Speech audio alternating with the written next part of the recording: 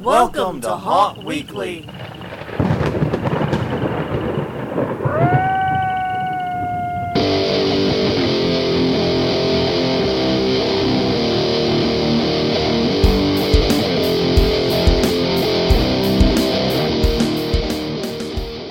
Hello, everyone. I'm Jonathan. I'm Crystal. And this is Haunt Weekly, a weekly podcast for the haunted attraction and haunted entertainment industry. Why I stumbled there, I have no idea. But whether you're an actor, owner, or just plain... I know. Actually, I said it like 2 days ago. But whether you're an actor, owner, or just plain aficionado, we aim to be a podcast for you. And as if you couldn't tell, we have Japes with us again. Japes Palles is in the house again to continue our conversation about... That's all right. Sorry I missed you guys the other day. It's quite all right. You know, it's not like it's the busy season.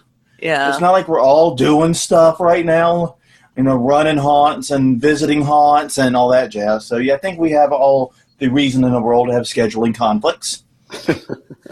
But he is here this week to continue the conversation about acting and actor training. Specifically, we're looking at management systems this week. How to manage your actors. Also known as herding cats, I believe, is the other common name. Yeah, I wish I was talented enough to herd cats. Actors are something. This will be very interesting. I have 2 cats in this house. I'll be very interested in learning the techniques he describes. But first off, as we've been talking about, we wanted to do a little bit of news every episode through haunt season because we're getting pounded with a lot of it as it's coming in. And first thing, we're going to talk about a story we touched on briefly last week, and it's a bit of a mea culpa for me. Yeah. Because I said Hell's Gate last week because I had Hell's Gate on the brain, but it's the Gates of Hell. We really need to do that trademark episode at some point while we're at it. Yeah, we do. We really need to get on that one. But yes, in Las Vegas, where an actor was, I believe, elbowed in the face or was decidedly punched.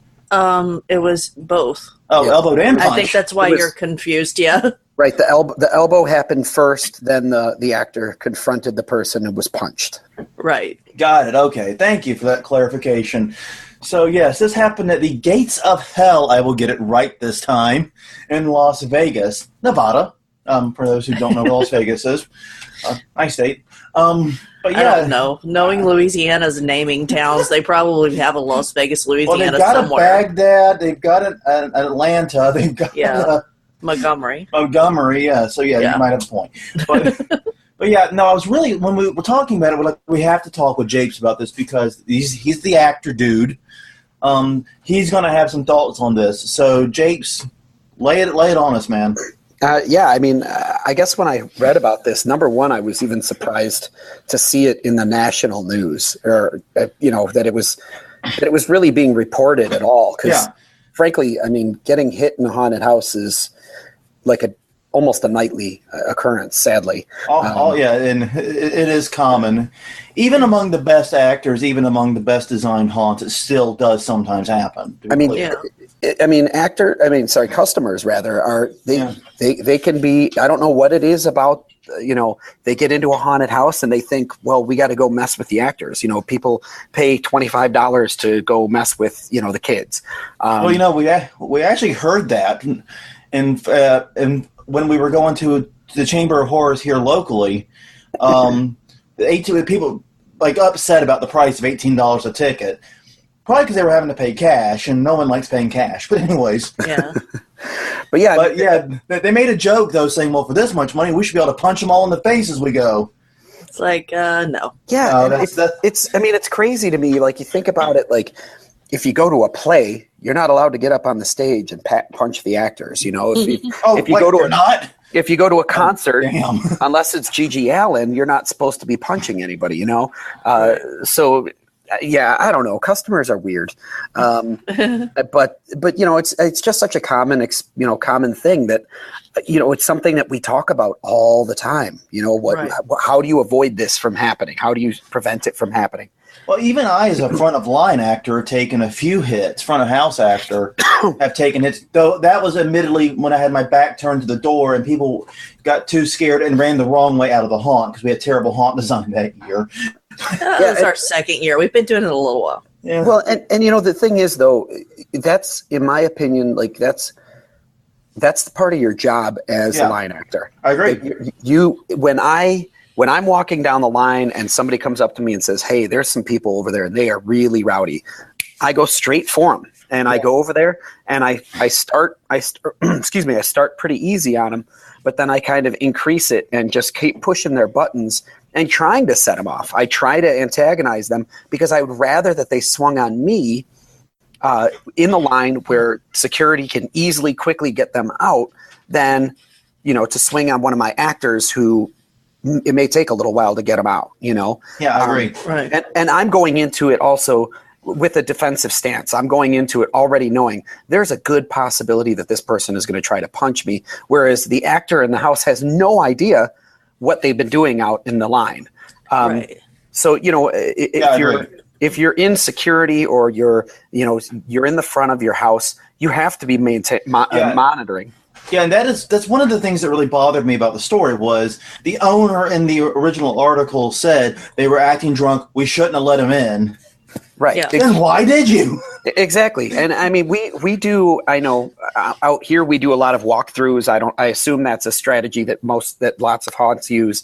If there's if there's a group that looks really, really rowdy and they're acting wild and stuff, then you send a security guard through with them. You send somebody through at the back of the group, and that generally. Or if there are two haunt reviewers that you want to make sure are off by themselves, you send them. We've had that happen. Yeah. Yeah, but we have had the actually this year at Necropolis 13. Yeah. The security guy was there for the really, really inebriated person in front of us. And also at Fright Trail, the guy that mentioned he had a taser. Yeah. Which words you never say in haunted houses for 200, Alex. Yeah. Yeah, absolutely. Did they let him go through? The guy who said he had a taser? So what happened was we were in the haunt and one of the actors had a taser and he was making it flash. And so they thought it was a camera. So the people in our group stopped and posed for the taser because that's what you do. Stopped and posed for the taser. Yes. Things haunters say. Make this a hashtag. But so then as they're going around, they're like, it's not a camera, it's a taser. And it's like, oh, my girlfriend's got one of those. And then so it wasn't clear if it was on them or if it was at home or where. So then, they stopped the whole group and had to make sure that the taser was not on their person at the time. Which it was not. Right. Fair. Okay. But it was well handled, but it's like, There's just things you don't say in a haunted attraction. It's on the list. It's like being at TSA and saying, wow, this place is the real bomb. Yeah, exactly. Yeah, no. I mean, you gotta see those people in line. You have to see them in line. And like I said, you have to have talented people that are doing line entertainment that know how to go over and mess with them and know that, okay, these people could swing on me. And I've had people that, I start pushing their buttons and whatever, and they're fine. And I'll kind of be like, listen, you guys looks like you're having a good time. You're really into the show and stuff. I know you told a couple of my actors, that you'd punch them in the face, but I can see that you're cool now, that you didn't really mean it, that you were just talking mess. I need to know that you're going to be cool. And usually, they chill out a little bit and they laugh and they go, oh man, yeah, we were just messing with them, da da da da. And you can gauge the difference between somebody who's just going to be aggressive and somebody who is just like being goofy in line, I agree. Yeah. And certainly, if they're really drunk and they're barely able to stand and whatever, they don't have any reason to go through the haunted house. It's just not going to end well for them. It's not going to end well for the actors. So, if they're too drunk to really walk, just get them out, Yeah, I agree. I agree completely. And I know one thing. Go ahead. No, go ahead. I think you had a point off the alcohol thing. Yeah. Well, I know it's funny. Every time I listen to the podcast and I hear you talk about alcohol, I could see it's like something that just drives you nuts. But I mean, I've the past 5 or 6 years, the haunts that I was working for, we serve beer right in line, and people were, people were drinking like crazy, and we get, once they get to the front of the line and they have to get rid of it, we're encouraging them to chug it, So it doesn't bother me as much if you can see that those people are able to maintain, I guess. And there's a vast difference between a couple of beers. And like one of the things we did in our alcohol episode was talked about like the House of Shock locally, which sells beer and wine and mixed drinks on site, and how they use that also as a metric and a way to control intake. Mm-hmm. Basically, you'd have to be extremely wealthy to get really drunk at the House of Shock. But the problem is, as we found out this year, some people pregame pretty hard. Yeah. But one thing with this article and the story that really upset me was that there was no clear view on the security cameras. Yeah, and I believe you stated that, and I didn't read it in the article, but they are a touch house. From what you had stated, which, that doesn't make any sense. No. If you're a touch house, you need to be able to see every square inch, everything. And basically, then they're now also being accused of sexual assault, basically. Right, exactly. Actors. So. And now it's she said, quite literally. Mm-hmm. Yeah. And that doesn't help anyone. No, not at all. If your actors are going to be touching people, you have to see what they're doing. And any touch haunt that I've ever heard of has very strict rules about where you can or cannot touch. Like you're not touching people on the chest. That's not a good idea. No bathing suit areas. Yeah. No right, exactly. Areas. Maybe the head, maybe shoulders, maybe like lower legs, whatever. I've never run a touch haunt, and I have mixed feelings about it. I think if you want to incorporate touch into a haunt, the best way to do it is with props like feathers and things like that. Yes. Rather than gripping, because you get more alien sensations that way, and also far less lawsuits. Right. Mm-hmm. Okay, so the whole situation has me frustrated. Like you said, to see it getting pretty broad news coverage, like you said, blew my mind too, because people get tagged all the time in haunts. It's unfortunate. It is something that happens even to the best haunts. Right. And the other thing is from this story is that there was a fundamental lack of systems in place, because the actress should not have been the one to try to escort the guest out. Absolutely not. Absolutely not. And you last week you mentioned, Jonathan mentioned, retreat space, having some place to go into, and I mean that actress needed a place to retreat to and get out and exit and go get security right away, and never ever should have tried to put her hands on the customers to remove them. Just logistically think about it. You got two people here, and your one person is gonna bring them out. That doesn't make any sense.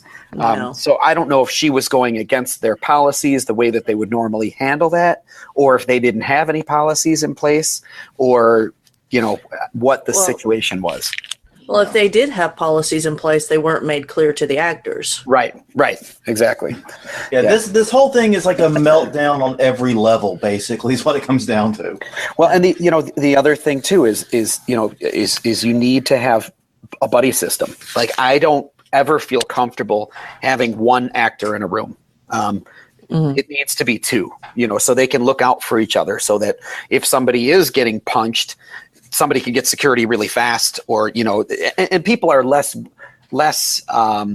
apt to punch you if there's two people in the room. If it's one, it's easy to say, oh, I could totally get away with this, So I think there was a lot of failures, it sounds like, in this particular situation. And this is why policies, procedures, actor training, all that stuff matters. Yeah. It's what it boils down to. Yeah, absolutely. I agree completely. Okay, so now let's talk about Hell's Gate. That's right. We're going from Gates of Hell to Hell's Gate. This one's in Lockport, which is Chicago, let's be honest. And they had a bit of a rough weekend, is my understanding. It was a madhouse. I was there on Saturday, and so this is prime case of good marketing gone bad. We've been talking about the Hell's Gate trailer, myself and my partner, and a lot of other haunt people that I talk with here in Chicago. Right.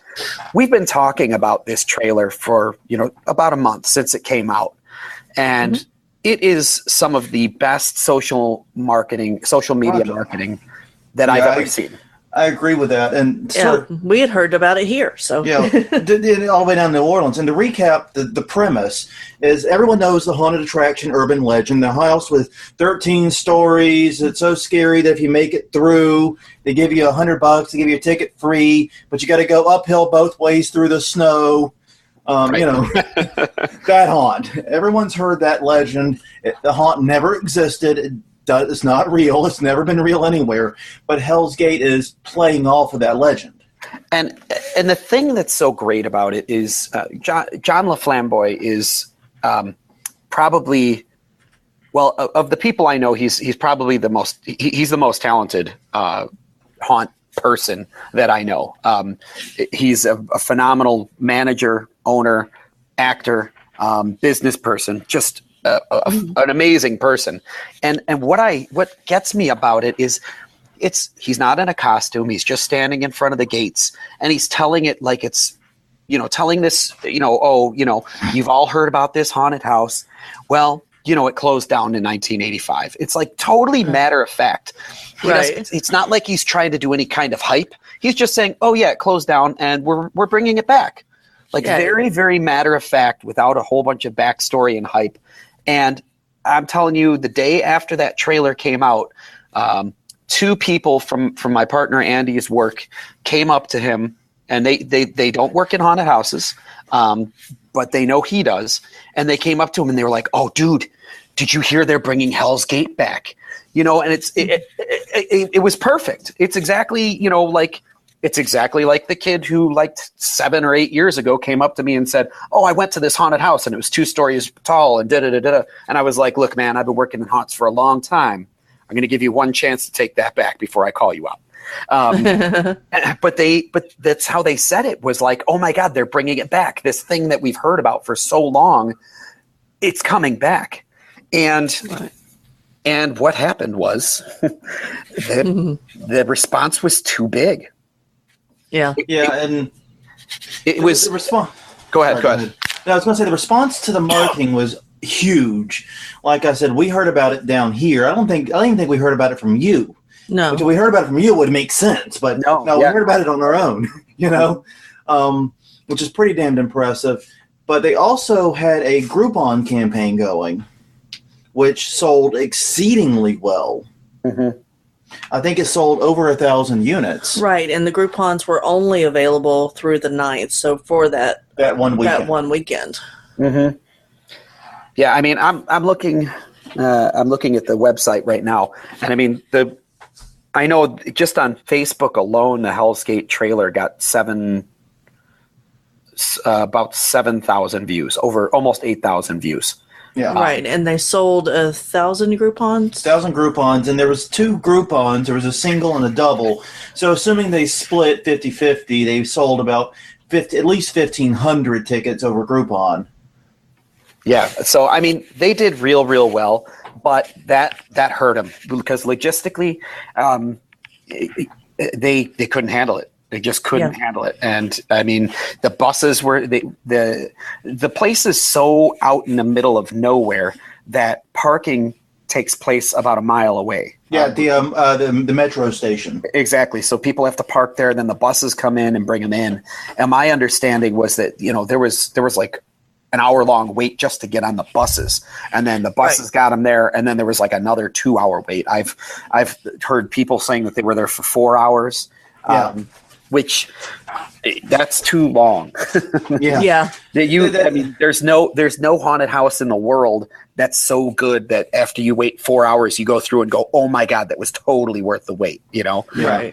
Well, I mean, we have this conversation every year about the House of Shock, because the House of Shock, even though it's a very, very good haunt, does have incredibly long wait times. In fact, it takes so long to go through that even on a not busy night, we can drive 70 miles away to Tickfall, north of Hammond, and back again and visit Rise, do Zombie Paintball, and come back in the same amount of time from a haunt that's like 13 miles away. So it's always the same issue there too, and that's one of the things that I don't think a lot of haunts put a lot of thought into, is how they're using their customers' time. Well, I experienced a haunt not this past weekend, but the weekend before, where I started to get really frustrated because the actors were intentionally blocking, and they were intentionally sending people into dead ends, and they were doing it because they wanted to make sure that the haunt seemed like it was 40 minutes. Right. And I was really angry because it was my first stop, and I still had 2 other haunts I was going to check out. Yeah, we've been there. We've been exactly there. And I mean, I knew I was going to be there for a while because I have a lot of friends there. But then, I would have cut my time short talking with them if I had known that I was going to be in the haunt for 40 minutes. And I ended up missing the last haunt that I was supposed to see because of that. And I agree. You have to be mindful of the customer's time. And it's also bad for the haunt because when a customer is in a queue line, they're not spending money. Right. They're not making anything. Yeah, I mean, depending on how you have it set up. well, most haunts they're not selling anything in the queue line. Right. At least not through the entirety of the queue line. So yeah, it can be it can be a bad deal for the haunt too. But yeah, the aftermath of this mess though. Yeah. So yeah, absolutely. So because now I guess there's a little background that I should say. This is a passion project for the Zombie Army crew. This is something they've been working on for a long, long, long time. Like many, many, many years. And one of the reasons that I think, John is such an amazing owner is because he collaborates and he works with his team. And it's not the John show. It's not, okay, John wants this and John wants that. It's like they've been planning this thing for years and sharing ideas and building off of each other's ideas. And so this is their baby that they've been trying to give birth to for many, many years. And because of the long lines, I mean, frankly, they were doing larger groups than I think they intended, obviously, to get people through. The show quality suffered. And because the show quality suffered, they wanted to make it right. And so this past, I think on Monday, I read it, they have offered anybody who has their receipt from that opening weekend that they can come, they'll set up an extra time for people to come through. So basically they're giving them a free extra show to show them that, no, the show is really good. Right. Which, I mean, I think it's incredibly bold and extremely thoughtful to the customers. And it shows the level of commitment that they have to their show, I think. And I read your Facebook post about it, and you said something that I think was entirely accurate, entirely right, but also something very, very disheartening to me. And that was that most haunts, or a lot of haunts, would have ignored this. And you're absolutely right in saying that. Yeah. And so I will agree with you 110% that Hell's Gate is going above and beyond what most haunts do, but that's because in some ways we're still not a very good industry. Mm-hmm. We're sometimes not very customer-centric or customer-friendly when we should be. Right. We have struggles in that area. I think, though, the change I would make in their case, and I've been following the comment thread, I think they did make a few flubs in handling it. One is the post in which they were talking about the issues. They said, email us for more information. They did not provide the email address. Okay. That's a simple flub, I admit, but it happens. But I think they need to look at, in some of these cases, possibly issuing refunds. And I know the R word is a poisonous word to the haunt industry, but in reading the comments and in reading what these people are saying, some of them cannot partake in a second show. Some of them do not want a second show. And this offer literally does nothing to help them. And it's going to continue to drive some bad press for them that they don't need, especially as they're trying to start out. I mean, right now on Facebook, they're at a 2.9 out of 5 stars.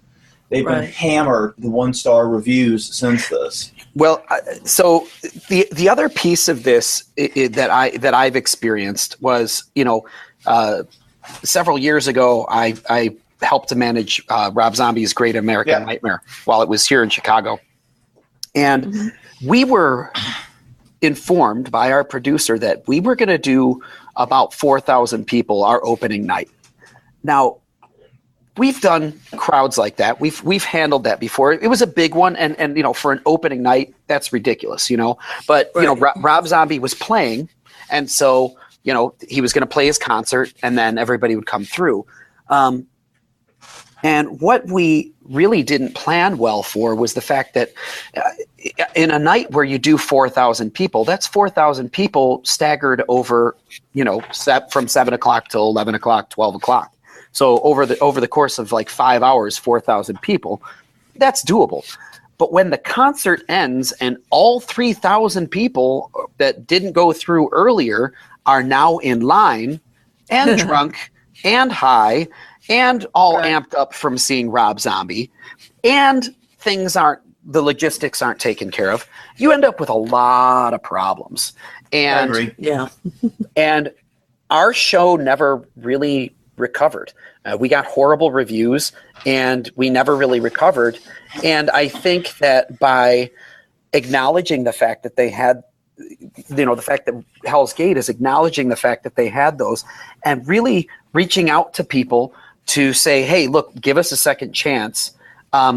That does give them an opportunity to earn back the trust of some people. It does. And it is far, and you are right, it is far more than many, if not most, haunts would do. Right. I do think they can and should go further, but it's definitely more than most haunts would do. And that's when you said that, I just kind of like felt a little dead inside because I realized how right you were, and that made me so sad. From a PR standpoint, this is, oddly enough, my degree is in advertising and PR. Yeah. So the advice I would give from a PR standpoint is I would, in addition to what they've done, the very, very special cases, and you can go through the comments on Facebook and find these special cases trivially. Consider offering refunds. I wouldn't make it a blanket offer, but just to the ones that are especially upset and especially damning. And then also outline the specific steps of change they're taking. What are they getting more shuttles? Are they, the exact steps they're doing. What are we doing to fix the problem? Yeah, communicate, because here's the thing. This is what we refer to as a PR disaster. Yeah. To recover from a PR disaster, what you do is overshare. Yeah. You share the mundane, boring, stupid crap that you're doing in order to fix the problem and move forward from it. And people may be bored by it, but they will be reassured by this information. So you can literally not share too much in this situation. So, my advice there is for them to really get in front of this and talk about exactly what they're doing and how they're repairing it. Well, I am definitely going to reach out to them and encourage them to hear these, these thoughts. I very much love their crew.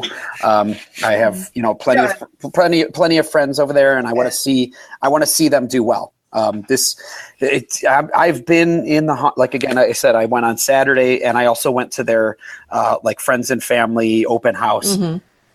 This place is insane. It's so ridiculously beautiful and detailed and wonderful.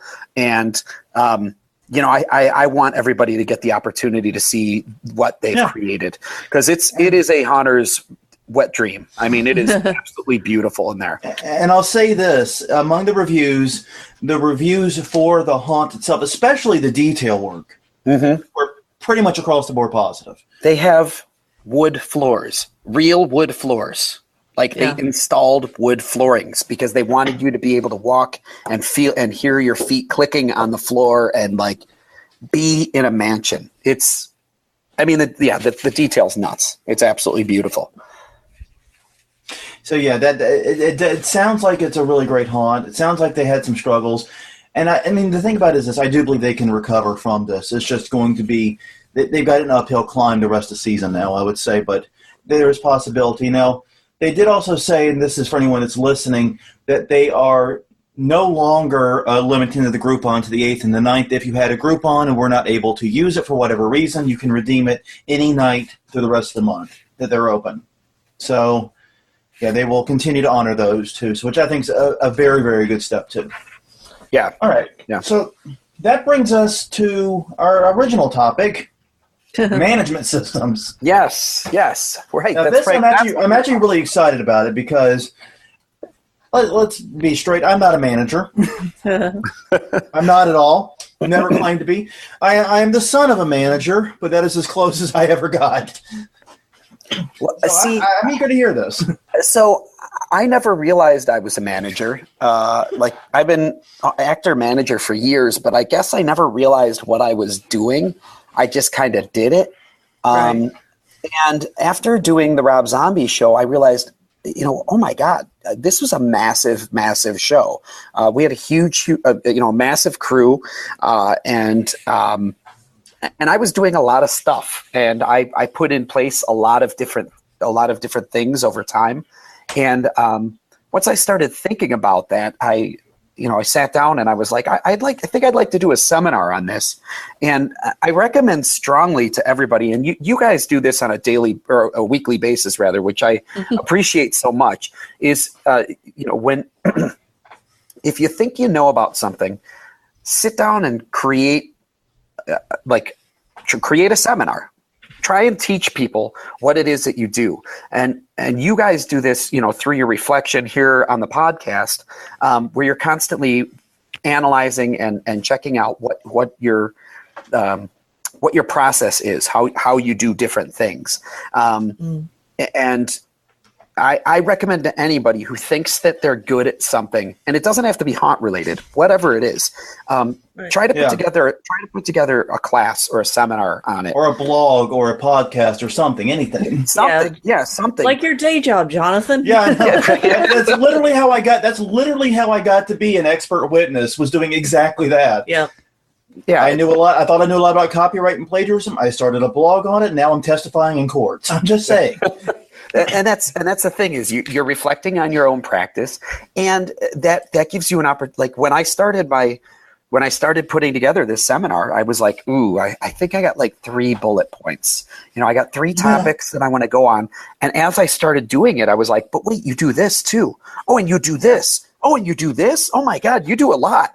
And so, I realized that I had a lot. I think I have a lot to offer in regards to management. Because I similar to you, I found that a lot of haunt owners or managers actually aren't managers. They don't necessarily know how to manage a team. And a lot of times, like I mentioned John from Zombie Army, a lot of times people don't utilize their team. Zombie Army is what it is because of all of the people involved. It's not just John. John's got a lot of charisma, and he can be a great figurehead, but there's a lot of extremely talented people working with him. And so, I think it's important that we reflect on how we manage, how we set that up. And, there's some things that I found that work really well. And I know, go ahead. Sorry. I was going to say, it sounds like that they work more as a complete team. Lately I've been reading some comments from random haunt owners on different places, and they seem very negative towards their actors. And I'm just like, how can you say that, especially on open Facebook? That one haunt owner is saying something like, "Do you have problems with your actors being whiny little bitches or something like that?" Yeah, I know, and it's like, I would not work for you. Why does anybody work for you if that's the attitude you have? Well, I think I've had the opportunity to meet or talk with or work with big haunt producers. Right. And one thing that I've found about all of them is they don't care about actors. Actors to them are a dime a dozen, and they kind of look at it as I think their business model is, I'm going to throw a whole bunch of money into this place, and I'm going to advertise like crazy, and people are going to come. and nobody's gonna notice the actors anyway.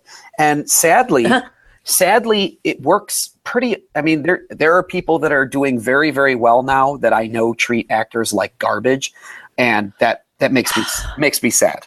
Yeah. I would crushing my soul this week, dude. Look, reality is a horrible, horrible place. Yeah, no kidding. I'm gonna go get a beer and curl up in the bedroom and cry myself to sleep now. I'm gonna go back to the haunt and my happy place. Yeah.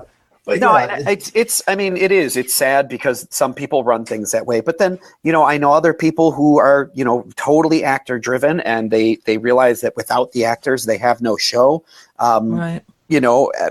It's just different. It's, I'm fortunate that I'm getting to see haunts this year. I haven't in the past for a long time. And this year, I think I've been to 8 or 9 haunts this year. I mean, that's like ridiculous. I haven't done this. Right. Yeah, I think we're up to 8 ourselves. So, yeah, I haven't done this in 16 years. Japes, come on, let's go.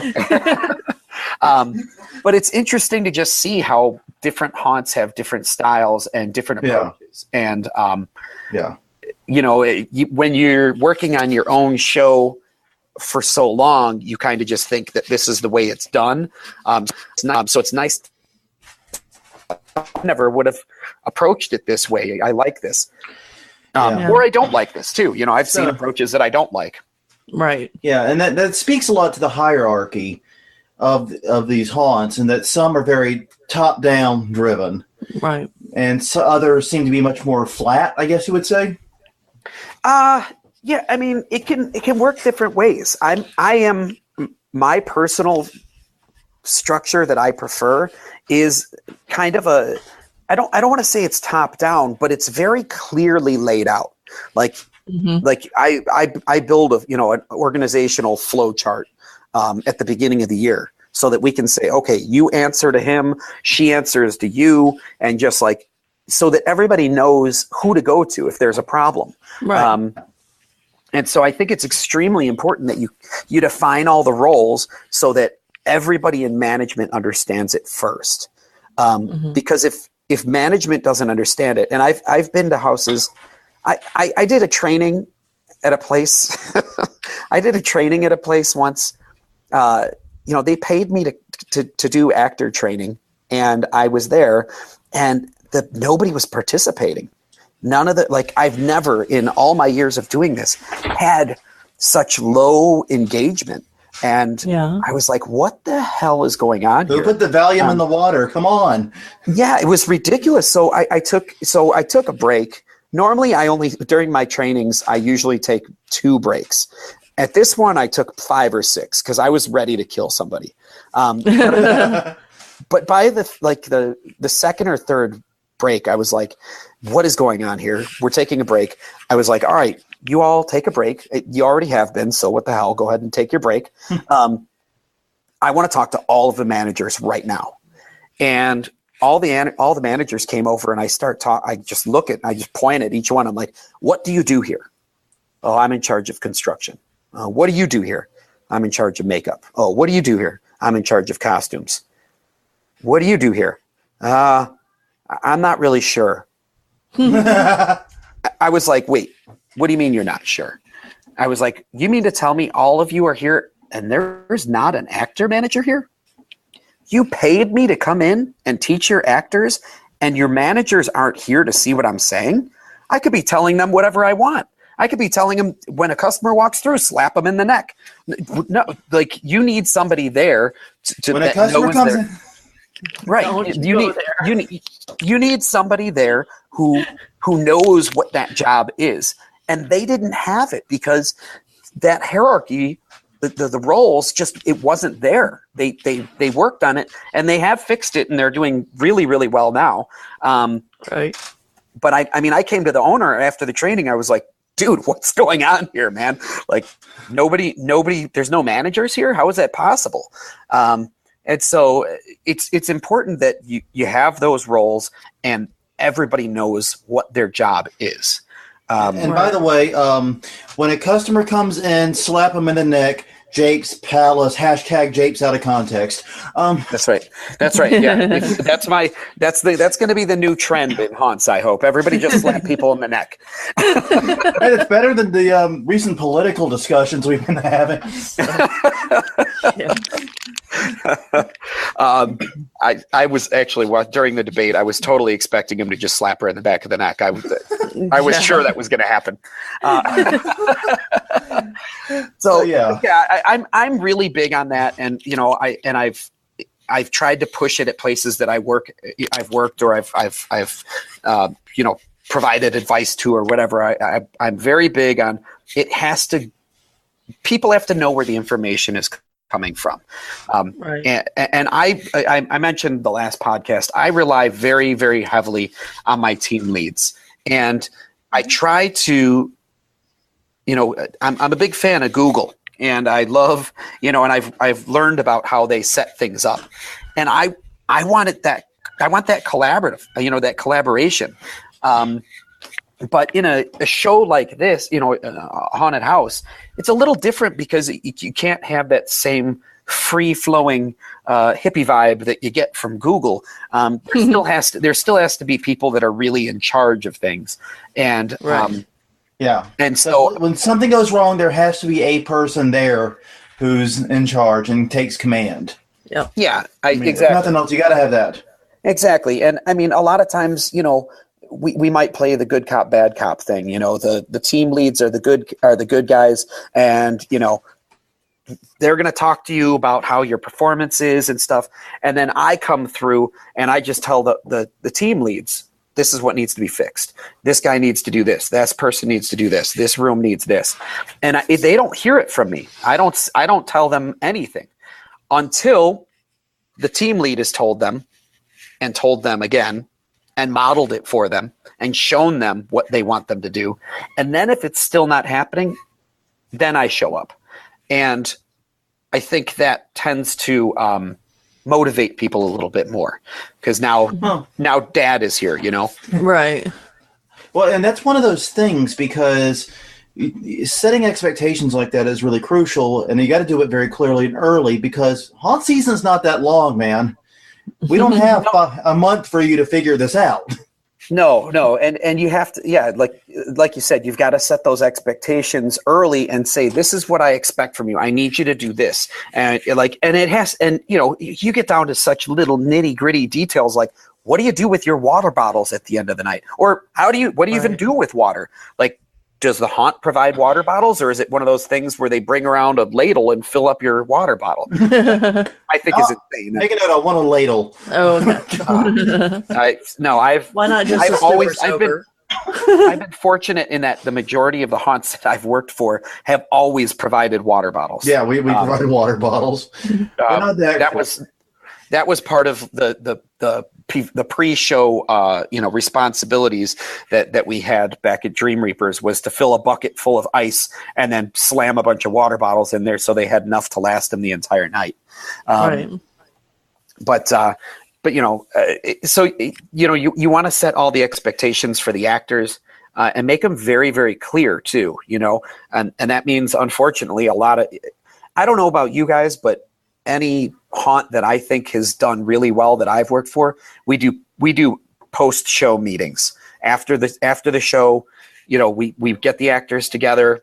We talk about what happened during the night, and we'll go over those type of expectation things. If we walked through and there was candy wrappers all over the place or water bottles out or people not working hard enough or but then of course I don't want to sound like negative Nancy. We also celebrate what did go well.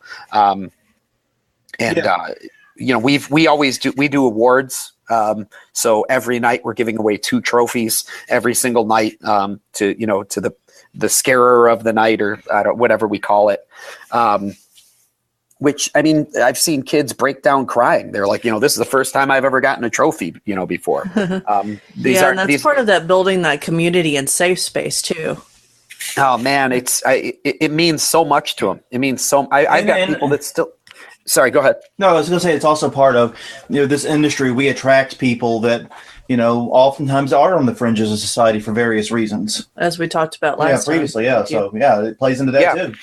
Yeah, I mean, again, you generally speaking, and it's changed in the past, I would say 7 or 8 years, the demographics of who've been showing up to work in haunts has changed dramatically from when I first started. But generally speaking, in the past, at least, you don't get a lot of football guys. You don't get a lot of, people that are involved in other extracurriculars where they might have had that success, where they might have gotten trophies or won something, You tend to have, maybe more theater people or people that have not just engaged in extracurricular activities. So they've never won a prize like that, So it means a lot to them when they get it. I still have people, who, 6-7 years ago, oh yeah, I still have the trophy on my mantle and like they're into it. It means a lot to people. And we liked, we like to recognize them. We want them to come back and continue to do great things, it always makes me happy when I go to a haunt and I'm walking through and I'm like, oh man, I remember when that girl started. I remember when that guy started. It's interesting to see all the relationships and the the people that I knew when they just started their career, and now here they are years later still rocking it. And getting there, you have to provide that. I think you said it earlier, continued support. It's all about it's funny because I couldn't remember if I'd mentioned it in the last episode, and I had, and I did, but I wanted to put it into these notes for today because it's one of the pieces that I've found missing from some of the haunts that aren't hitting it right. When the haunts that I've gotten to see, there is not that continued support. They may have given them a training at the beginning of the year and they kind of expect them to just go off of that. Right. But you have to support people during the season. You have to keep reminding them of, remember we talked about this, remember we talked about that, and build them up so they can be successful. I have no problem telling a new person who's like, it's their first night in the haunt, saying, look, you're going to suck tonight. It's okay. We're going to give you some things to get you started, and I'm going to see how that is going later, and I'm going to give you something else.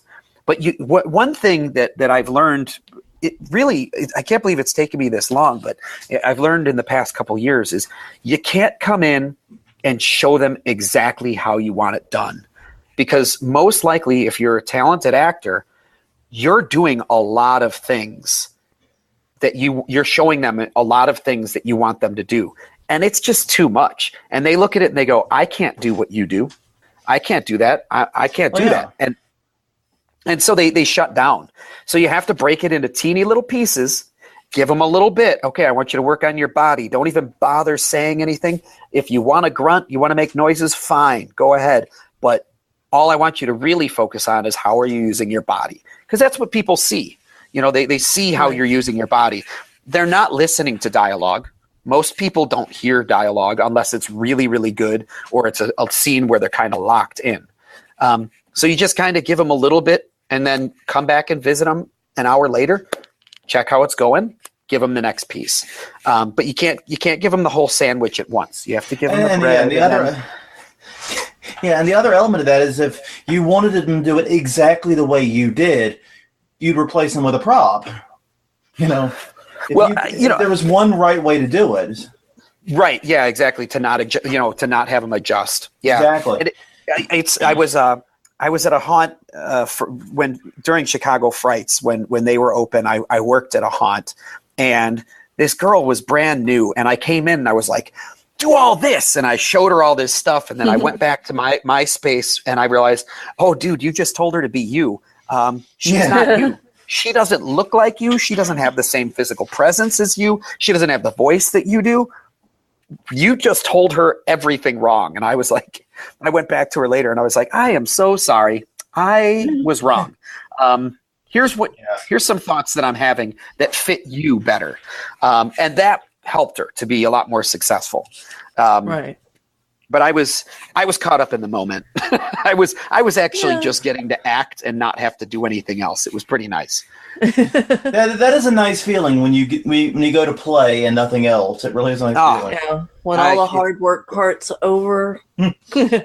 Yeah, it's so good. I'm looking forward to working at Hell's Gate next Saturday. So yeah. So, So go ahead. Were you going to say something? Yeah, I was just going to say that you talked about something right there, and something also in the notes about constant assessment, going back every hour, seeing how it's going, seeing if they're hitting the marks, and then, like you said, adding the next piece. Yeah, exactly. You got to check out what they're doing, and again, I like that hierarchy. I like that big team approach, but I also recognize that some people don't have a big team. Like you guys probably aren't going to have 5 team leads. There's an actor manager and an actor coordinator and 5 team leads. We had basically 8 people on management for the Rob Zombie show. You're not going to have that. But whoever is in charge of the actors needs to get through constantly and check how not only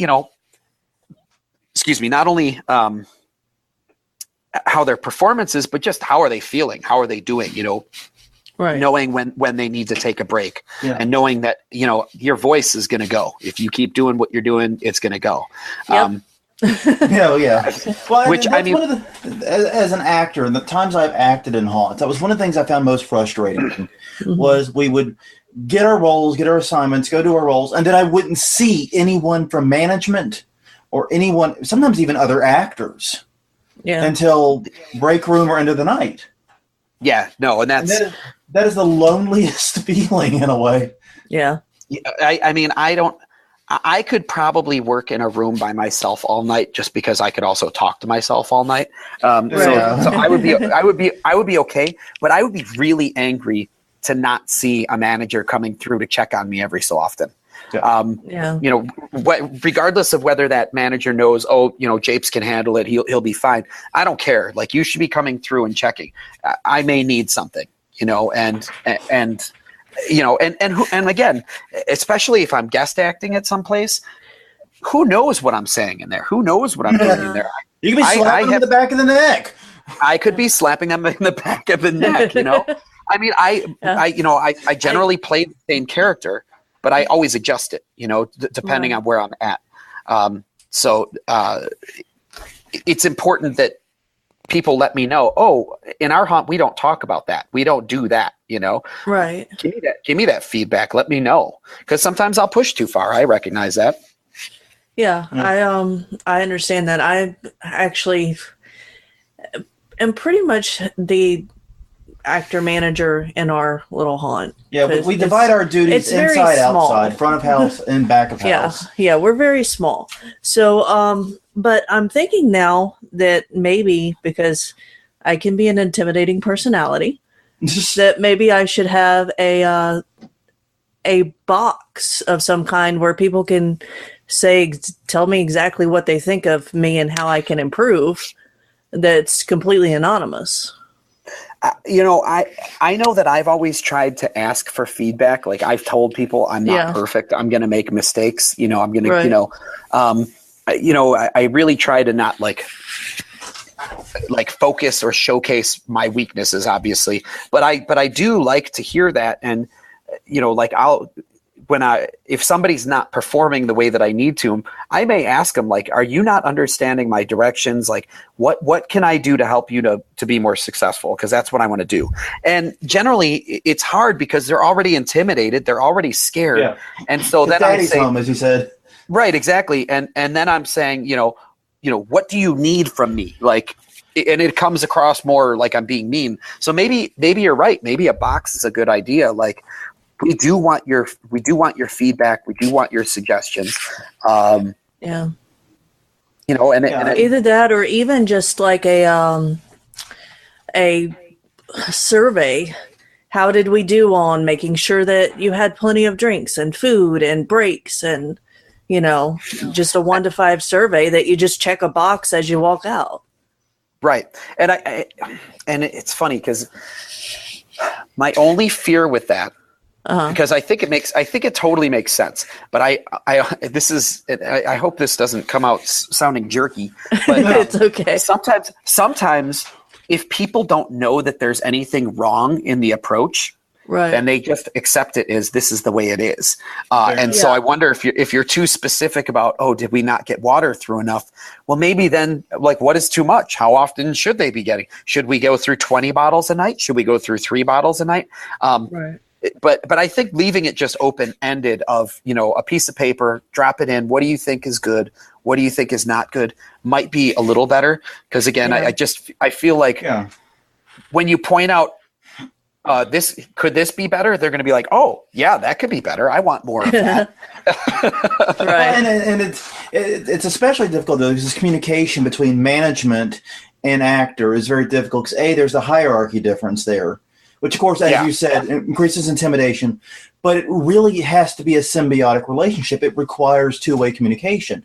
You have to give feedback to the actor, and the actor has to tell you what they need. Right. And if they're scared to even talk to you, then we're screwed. Yeah. Right. And I mean, the good thing though, like, again, I use my team leads as kind of the filter. The team leads are the good guys. They're really like mom and dad. They're the ones who are caring for them. And then there's the jerk that whatever. I don't know exactly how the roles fit out, but where they should feel comfortable in going to the team leads and talking to the team leads about, I need this, or I need that, or I don't like that this happened, or this person is hitting on me, or, whatever complaints they have, they can go there. And then I always make sure that, the team leads are then communicating to me what's going on. Like, I still need to know the pulse of the house. I still need to know, where's the drama going to come from? Where is it starting to build? Because again, haunt drama is inevitable. So if you know where it's starting to build, then you can come up with a team approach, where instead of it just being me trying to figure out how am I going to deal with this situation, now it's me and the team lead saying, sitting down and collaborating and saying, okay, well, how do we handle this? Do we need to handle it? Is this something that's going to blow over, or is this something that we need to address now? Is this a severe thing, or is it a minor thing? How do we deal with that? So you've got to have the communication up and down between, certainly the team leads and the actor managers. And it's when you start to jump layers, you know what I mean? Like, if an actor is coming to me with a problem, it should be because it's an escalated problem. It's because it's something bigger. It's because their team lead is doing something wrong. I need to know that. And I always make sure that people understand it's okay. You can let me know. Like, you don't have to like just stay at that level. If there's a problem with your team lead, come to me. We'll talk about it. We'll see what we can figure out. But the other piece that I kind of wanted to talk about around communication is a lot of places don't think about how they communicate. What are the tools that they use to communicate? And I know a couple years ago, we were, as management, we were sending messages through Facebook Messenger. We were emailing. We were using Google Docs. We were using all these different modes of communication. Right. And what we started to find was, when I was trying to remember, what did so-and-so tell me, I couldn't remember if they told me on Facebook or on, through email or through text message. So one thing that's really important is that you develop a system of communication amongst your team, and you stick to one consistent platform. Can I make a recommendation for that then? I would love a recommendation. I would take a look at Slack. Yes. And the reason I recommend Slack is because it combines all those elements into one. It's completely searchable, and it's really, really simple to use. I mean, it really is easy to use, and it keeps it separate from personal communications too, I find. And I wish that I worked with a team that was tech savvy enough to Back to that issue. Oh, God. I tried. I agree 100%. I like Slack. I like what was it? Wunderlist. I think it was. There was a couple other ones. I can't remember because the thing is, they're tools that I wanted to use, but everybody was like, no, we're not. We can't do that. That's scary, So I pushed Google on my team really hard the past couple of years. Using Google Docs to communicate and to plan things out. And that's one thing that can be useful if you use Google for email and docs and everything else. You also get centralized search for all your stuff if you use Google Apps. Exactly. So yes, exactly. That's at least a minor improvement. Yes, exactly. And I mean, for the most part, it would be a lot of, we use primarily Facebook Messenger to talk back and forth. But then when things had to be documented for real, I would put them into Google Docs and stuff. And I've got spreadsheets. I know we've talked about spreadsheets. I've got spreadsheets, that I can tell you the name, date, name of each actor, the birthday of every actor. The only thing I don't know is their blood type. But I've got everything in there. But another tool for communication, because I think it's important that you understand that there's got to be your team communication as far as your management, right? Your management communication, but then you've also got to have your team communication to the crew. Yeah. And so we use our Facebook page like crazy. Obviously, we have a crew page, but the other tool that we started using is called Remind. And Remind it's a tool developed for teachers that will allow you to send text messages to the parents, like in a school. So you can blast out, you can get all your entire crew signed up on your Remind page, and then you just send a text through Remind and it goes to everybody. That's a really good idea.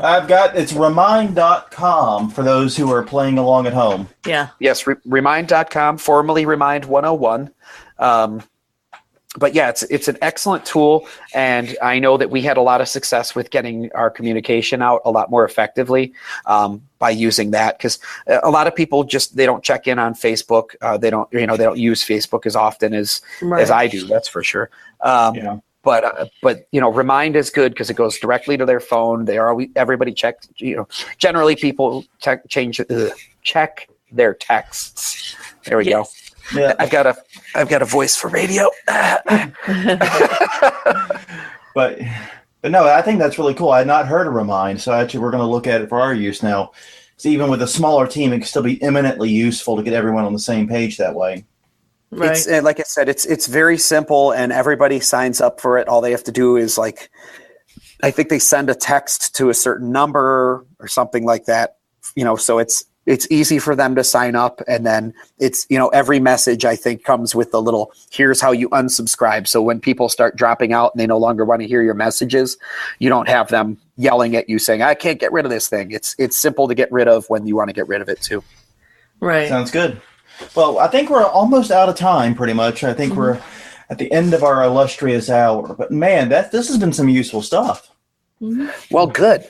I enjoy talking haunted house stuff with you. Yeah, it's a lot of fun. It is a lot of fun. And I will say this, I wish you the best of luck guest acting at Hell's Gate.